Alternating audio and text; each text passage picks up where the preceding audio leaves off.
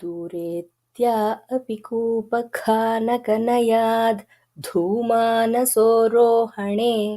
सोढ्वा दोषमनेन शीघ्रमुपसम्प्राप्य स्थलं पावनम् नादर्शन्निह ये रथोत्सवमुमानातस्य लक्ष्मीपुरे चक्षुष्मत्सु जनानकार्यगणनास्तेतत्फलालाभतः पुरा चापो भूत्वा पुरहरकराब्जोदरमगाम् भुजङ्गेन्द्राकृष्टः कुटिल इति मेधापि गुणिनः प्रथासीदास्तच्छरणनलिनं न्यस्य हृदये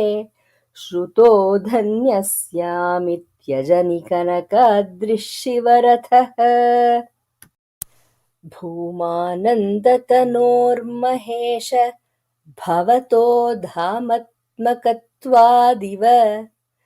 श्रीमानेष रथः स्वयं भवति ते प्रेमास्पदं प्राणिनाम् भौमानामविशेषतो रुचिभिदां सामान्यतस्तन्वताम्